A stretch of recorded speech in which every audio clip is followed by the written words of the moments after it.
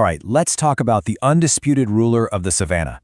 You know, the symbol of pure courage and majesty, the king of beasts himself. We've all seen the movies, we all know the story, or at least we think we do. Yeah, turns out the reality is not quite so glamorous. It's less about majestic roars and a lot more about this. First of all, you don't even live in a jungle, and your most likely cause of death? Getting absolutely wrecked by your own dinner. So let's get into the real story, shall we? So on the one hand, you've got the Disney-fied, picture-perfect version of a lion's life. Majestic, powerful, inspiring. But on the other hand, you've got the truth.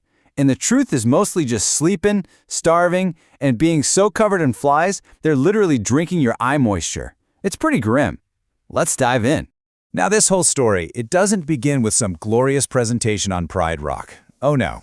It starts with a desperate, brutal, and frankly kind of pathetic struggle just to stay alive. Think of it less as a hero's journey and more like, well, things start out bad and somehow they just keep getting worse. So, you're born, but forget being a prince, you're basically a blind, helpless little snack. Your mom has to carry you around by the scruff of your neck, and if she accidentally drops you, a hyena is going to turn you into a chew toy. Your entire existence just boils down to hoping someone else is intimidating enough to keep you safe. And I mean, look at this list of things trying to kill you. You've got hyenas and leopards who'd love to eat you. Some random male lion might show up, beat up your dad, and kill you just to reset the whole family situation. And the craziest part? Your own family is on this list. And it is not a graceful climb to the top. As a cub, you're so small, your own dad might just step on you by accident. Then you hit your teen years, your mane looks like a bad toupee, and you're so clumsy you mess up every hunt. Then, boom, you're kicked out, you're homeless, and you have to figure out the hard way that you really shouldn't try to eat a porcupine. It's a mess. And this right here is the big turning point. There's no ceremony, no goodbye, son. Your father, the king, just wakes up one day, looks at you, and sees you as a threat to his job. So what does he do? He fires you. And he evicts you. Just like that. You and your brothers are out on your own, trying desperately not to starve. So after years of wandering and barely scraping by, you finally do it. You stage a successful coup, you defeat some old, tired king, and you take over the Pride. You've finally made it. Congratulations. You now have, without a doubt, the single worst job on the entire savannah. So what does a day in the life of a king actually look like? Well, a staggering 85% of your day is just sleeping. You're trying to conserve energy because you're starving most of the time.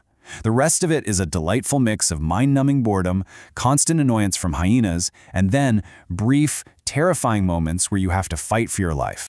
I mean, your job description is a complete joke. You're basically a giant furry sprinkler system, just walking around peeing on things to mark your territory. And during a hunt, your main role is to stay out of the way so the lionesses can do all the actual work, and then you just swagger in at the end to eat first, which, by the way, is exactly why they all resent you. And on the rare occasion you do have to step up and help out, well, your food fights back, hard. A 2,000-pound buffalo does not care that you're the king. It will happily break every rib in your body, and guess what? There's no healthcare plan out here on the savannah. On top of everything else, your life is just this constant stream of major irritations. You've got flies trying to lay eggs in your eyes, you've got tourists and jeeps blinding you with camera flashes, and you can't even get a simple drink of water without worrying that a crocodile is going to drag you under. It's awful. So you've put up with all of this. For what exactly? A short, incredibly stressful reign that is absolutely 100% guaranteed to end badly. And I don't just mean badly. I mean humiliatingly. The end starts pretty much the same way your reign began, a hostile takeover. A group of younger, stronger, more ambitious lions shows up. You're old now. Your teeth probably hurt. The math is just not on your side. It's over. The kingdom has fallen. And once you're kicked out, your decline is just sad and fast. You have to hunt for yourself now, and you're not very good at it. You get into a fight with a warthog, you know, the animal that's supposed to be your prey, and you lose. This has to be rock bottom, right? Nope, it gets worse. The disrespect is now total. Baboons, who used to run screaming from you, now literally sit in trees and mock you. They throw fruit at you, and you're too weak to do a single thing about it. And then the final indignity. You've become so pathetic that you can be defeated by insects. If you are so tired you accidentally fall asleep on an anthill, you lose that fight. The so-called king of beasts chased off by a bunch of ants. And you know who's been watching this whole pathetic downward spiral? The hyenas. And hyenas have very, very long memories. They remember every single meal you ever stole from them. And trust me, they are not big believers in letting you die with dignity. So after all that, you have to ask, was any of it worth it? Let's do a little cost-benefit analysis. Let's look at the return on investment for choosing Lion King as your career path. Spoiler alert, the numbers are just awful. First off, your most important job is getting food, and you are unbelievably bad at it. A 17% success rate means you are failing, and by extension, starving a whopping 83% of the time. Okay, but what about your legacy? Your glorious children who will carry on your name? Yeah, about that. Half of them are going to die before they even become adults. So much for the future of your kingdom. And the grand prize for all this pain and suffering?